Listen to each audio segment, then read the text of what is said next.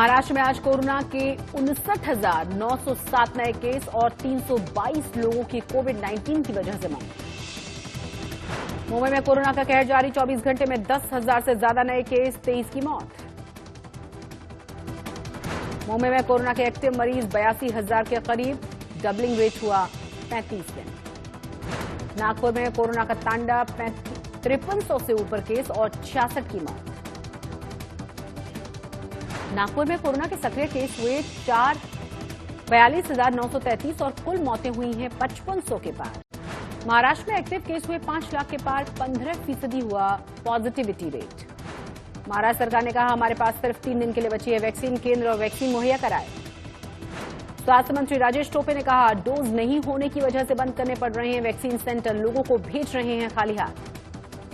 महाराष्ट्र सरकार के दावे पर केंद्रीय स्वास्थ्य मंत्री डॉक्टर हर्षवर्धन का बयान, कहा अपनी नाकामियों से ध्यान हटाने की कोशिश हो रही है।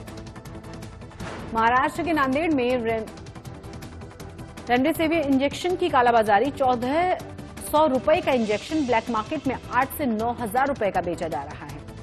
नांदेड़ में कोरोना ने मचा रखा है कोहराम, आज आए 1,255 पॉजिटिव केस और 26 लोगों की कोरोना से मौत। महाराष्ट्र में परीक्षा के लिए जा रहे छात्रों और उनके साथ माता पिता को लॉकडाउन में ट्रैवल की छूट, 24 घंटे के लिए फूड डिलीवरी को भी इजाजत। सुबह 7 बजे से रात 10 बजे तक मेड, कुक, ड्राइवर्स और बुजुर्गों की केयर टेकिंग का काम में लगे लोगों को भी ट्रैवल की छूट दी गई है। लॉकडाउन की मार से महाराष्ट्र में किसान बेहाल, तैयार माल को लागत से भी सस्ते दामों पर निकालने के लिए मजबूर। महाराष्ट्र में आंशिक लॉकडाउन पर अनिल अंबानी के बेटे अनमोल का फूटा गुस्सा, रैलियों पर रोक न लगाने को लेकर सवाल उठाए।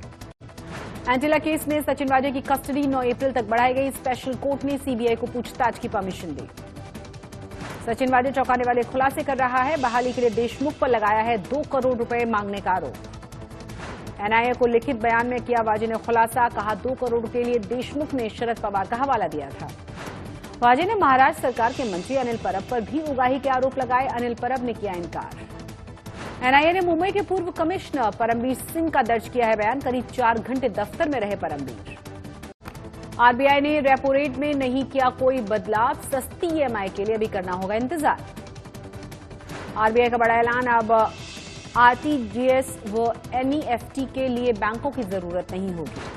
कोरोना के बावजूद सुधर रही है देश की आर्थिक स्थिति, आरबीआई ने जताया है 10.5% जीडीपी ग्रोथ का अनुमान। लोकल लॉकडाउन भी अर्थव्यवस्था को पहुंचाएंगे गहरी चोट, आरबीआई ने गवर्नर ने आशंका जताई है। कंपनियां अप्रैल 2022 से एक ही व्यक्ति को नहीं बना सकेंगी चेयरमैन एंड एमडी, सेबी ने किया है नियमों में बदलाव। नमस्कार, आप देख रहे हैं आज तक और आपके साथ मैं हूं शशि तुषार शर्मा। एंटीलिया केस में आरोपी सचिन वाजे को आज एनआईए कोर्ट में पेश किया गया। वाजे ने भी आज एक लेटर बॉम्ब फोड़ डाला, जिससे महाराष्ट्र की राजनीति में हलचल तेज हो गई है। अपने सीनियर रहे परमबीर सिंह के पूर्व गृह मंत्री अनिल देशमुख पर लगाए गए आरोपों से कई कदम आगे बढ़कर वाजे ने महाराष्ट्र के परिवहन मंत्री अनिल परब पर भी गंभीर आरोप लगाए हैं। वाजे के आरोपों को परब ने बीजेपी की रणनीति का हिस्सा बताया है। अनिल परब शिवसेना के कोटे से मंत्री हैं।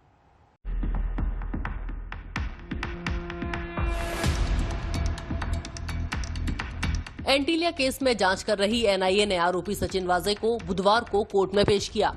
वाजे ने इस मामले में पूर्व गृह मंत्री अनिल देशमुख के साथ साथ एमवीए सरकार में शिवसेना के कोटे से मंत्री अनिल परब को भी घसीट लिया है। सचिन वाजे ने एनआईए को हाथ से लिखे खत में दावा किया है कि NCP chief Sharad Pawar Mumbai police में उसकी बहाली के विरोध में थे। पूर्व गृह मंत्री अनिल देशमुख ने उससे कहा था कि अगर वो 2 करोड़ रुपए लाकर देगा तो वो शरद पवार को मना लेंगे, लेकिन इतनी बड़ी रकम का भुगतान करना उसके बस की बात नहीं थी। इस पर देशमुख ने उसे बाद में भुगतान करने को कहा था। वाजे ने यह भी लिखा कि परिवहन मंत्री अनिल परब ने भी उसे बीएमसी से जुड़े 50 ठेकेदारों से 2-2 करोड़ रुपए की उगाही करने को कहा था। इस खत को वाजे ने एनआईए कोर्ट को सौंप दिया है। सचिन वाजे ने लिखा है कि अक्टूबर 2020 में तत्कालीन गृह मंत्री अनिल देशमुख ने उसे सह्याद्री गेस्ट हाउस में बुलाया था और शहर के 1650 बार और रेस्टोरेंट से पैसा इकट्ठा करने के लिए कहा था, लेकिन मैंने ये कहते हुए मना कर दिया कि ये मेरी क्षमता से बाहर है। वाजे के मुताबिक 2020 में जुलाई अगस्त के दौरान अनिल परब ने भी उसे सरकारी बंगले पर बुलाया था। यही वो सप्ताह था जब 3 से 4 दिनों में डीसीपी के आंतरिक तबादलों में फेरबदल होना था। बैठक में परब ने मुझे प्रारंभिक जांच के तहत शिकायतों को देखने और जांच करने के लिए कहा था। साथ ही बातचीत के लिए एसबीयूटी के ट्रस्टियों को उनके पास लाने के लिए कहा था। मंत्री ने जांच को बंद करने के लिए एसबीयूटी से 50 करोड़ रुपए लेने के लिए पहले बातचीत शुरू करने पर जोर दिया था। मैंने ऐसा कोई भी काम करने में असमर्थता जताई थी। सचिन वाजे ने खत में लिखा है कि इसके बाद मैं तत्कालीन पुलिस कमिश्नर परमबीर सिंह से मिला और उनसे कहा निकट भविष्य में मैं किसी झूठे विवाद में फंस जाऊंगा। उन्होंने मुझे निर्देश दिया कि मैं किसी से और किसी के लिए भी इस तरह की अवैध वसूली में खुद को शामिल ना करूं। हमारी लाइन एक ही है, एनआईए और जो कोर्ट प्रोसीजर है, कोर्ट की जो प्रक्रिया है, कोर्ट पे हमारा पूरा विश्वास है। As far as his health is concern, angiography के लिए एप्लीकेशन की है। आज कोर्ट का निर्णय आएगा। नहीं, उसके बारे में हम कुछ नहीं कहेंगे। हमारा सिर्फ यही कहना है, एनआईए और जो जुडिशियल प्रोसीजर है उसके ऊपर हमारा पूरा विश्वास है। Thank you. एक पत्र लिखा था उन्होंने उसके ये जो लाइन है उससे ज्यादा हमें कुछ बोलना नहीं है। वाजे के ये सनसनीखेज आरोप सामने आने के बाद परिवहन मंत्री अनिल परब ने प्रेस कॉन्फ्रेंस की और अपने ऊपर लगे सभी आरोपों से इनकार किया। कल सीबीआई आने के बाद में अचानक ये चीजें आती है, इसका मतलब माहौल खराब करना है, सरकार को बदनाम करना है और ये सब चीजें बनी बनाई जा रही है। और भारतीय जनता पार्टी के लोग पहले से चिल्ला रहे हैं कि ऐसा होने वाला है, कुछ ना कुछ तो होने वाला है और चीजें बाहर आने वाली है और विकेटें गिरने वाली है। वाजे के खत के बाद तुरंत बीजेपी एमवीए सरकार पर हमलावर हो गई। मुंबई के पूर्व पुलिस कमिश्नर परमबीर सिंह जी को मुंबई के पुलिस कमिश्नर बनाया किसने? ये 3 दलों की वसूली सरकार ने। अब ये 3 दलों की वसूली सरकार का वाजे लाडला था, प्यारा दुलारा था, ये तो देश देख रहा है। स्वयं मुख्यमंत्री विधानसभा सदन में कहते हैं वाजे कोई लादेन नहीं। जिस प्रकार से वाजे पूर्व गृह मंत्री अनिल देशमुख जी को रिपोर्टिंग करता था, ये सारी बातें क्या दर्शाती हैं? मुंबई के पूर्व पुलिस कमिश्नर को वाजे के पोस्टिंग के बारे में आदेश किसने दिए? मुख्यमंत्री ने दिए, गृह मंत्री ने दिए, किसने दिए? एनआईए ने आज इस केस की जांच में पूर्व पुलिसकर्मी और एनकाउंटर स्पेशलिस्ट प्रदीप शर्मा को भी पूछताछ के लिए बुलाया और उनसे 7 घंटे पूछताछ चली। इससे पहले मुंबई के पूर्व पुलिस कमिश्नर परमबीर सिंह से भी एनआईए ने पूछताछ की थी। सचिन वाजे और परमबीर सिंह फिलहाल एक ही सुर में बोलते दिख रहे हैं। प्रदीप शर्मा एक समय में सचिन वाजे के सीनियर अफसर थे। प्रदीप शर्मा ने भी शिवसेना की टिकट पर विधानसभा चुनाव लड़ा था। सचिन वाजे को 9 अप्रैल तक एनआईए की कस्टडी में रहना होगा। साथ ही एनआईए कोर्ट ने सीबीआई को एनआईए हिरासत में ही वाजे से पूछताछ की इजाजत दे दी है।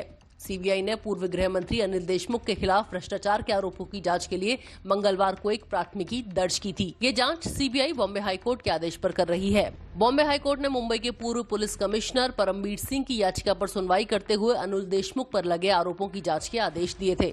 विद्या, मुंबई, आज तक। कोरोना ने महाराष्ट्र में तांडव मचा रखा है। कोरोना मरीजों के लिए बेड कम पड़ रहे हैं। पिछले 24 घंटे में कोरोना से 322 लोगों ने दम तोड़ा है। नए केसेस के मामले में महाराष्ट्र दुनिया में तीसरे नंबर पर पहुंच गया है। इतने खराब हालात होने के बावजूद भी केंद्र और राज्य सरकार के बीच महाराष्ट्र में वैक्सीनेशन को लेकर तू-तू मैं शुरू हो चुकी है। महाराष्ट्र के स्वास्थ्य मंत्री कह रहे हैं कि यहां सिर्फ 3 दिन के लिए वैक्सीन बची हुई है और वैक्सीन डोज दे दी जाए हमें।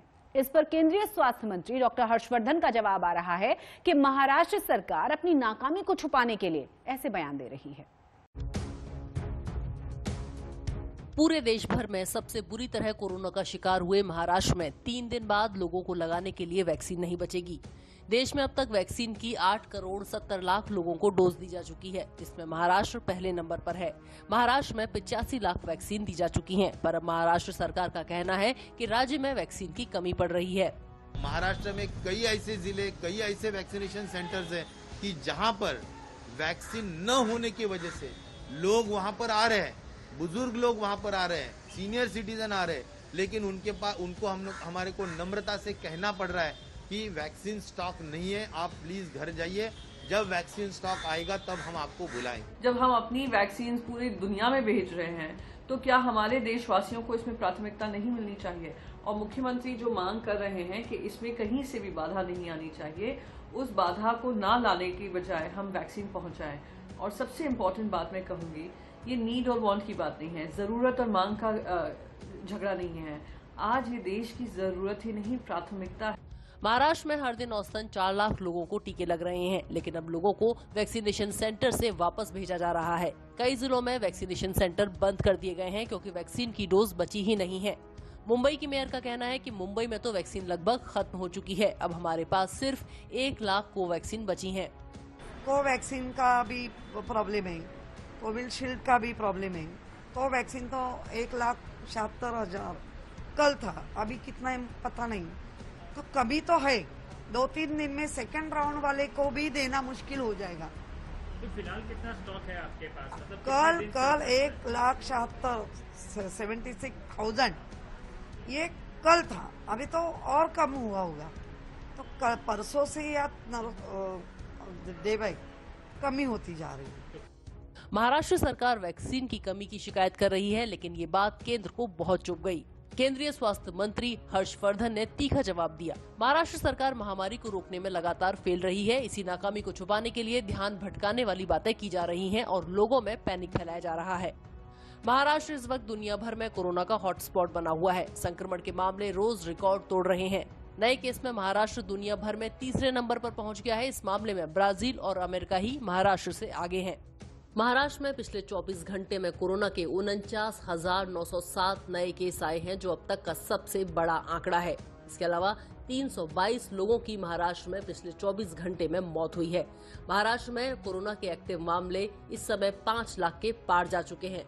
महाराष्ट्र में अब तक 31,13,000 लोग कोरोना महामारी का शिकार हो चुके हैं। कुल एक्टिव केस के मामले में महाराष्ट्र दुनिया में 10वें नंबर पर है। बढ़ते केसों का असर मेडिकल इंफ्रास्ट्रक्चर पर दिखने लगा है। पुणे में म्युनिसिपल कॉर्पोरेशन के नायडू अस्पताल की क्षमता 120 बेड की है, पर यहां 155 कोरोना के मरीज एडमिट हैं। हाल ये हो चुका है कि एक कोरोना मरीज को कैजुअलिटी वार्ड में कुर्सी पर बैठाकर ऑक्सीजन दी जा रही थी। मधु अस्पताल के सारे 11 वेंटिलेटर बेड भर चुके हैं। गंभीर मरीजों को पुणे में 4-4 दिन बाद बेड नसीब हो पा रहे हैं। जब हमने यहाँ पे पेशेंट हमारा लेके आए तो पूरे 2 दिन हमें बेड मिलने में गए, लेकिन हमने पूरी तरह से पूरे हॉस्पिटल में सब जगह पे इंक्वायरी की, रजिस्ट्रेशन किया, लेकिन कहाँ से भी हमको बेड मिलने में बहुत परेशानी हो गई। हमारा पेशेंट का बीपी शुगर लेवल बहुत ही कम था और ऑक्सीजन का प्रमाण भी बहुत कम था। डॉक्टर ने बोला कि हम देखो इधर पेशेंट के चालू है और हम इस नहीं ले नहीं सकते, बहुत पेशेंट के लिए जगह नहीं है, बेड खाली नहीं है, इसीलिए बहुत तकलीफ हुई है। बहुत तकलीफ हुई बहुत। पुणे में पिछले 15 दिनों से लगभग रोजाना कोरोना के 4,000 से ज्यादा मामले सामने आ रहे हैं और औसतन 25 लोगों की कोरोना के चलते मौत हो रही है। पुणे से पंकज खेलकर और मुंबई से पंकज उपाध्याय के साथ वेद्या आज तक।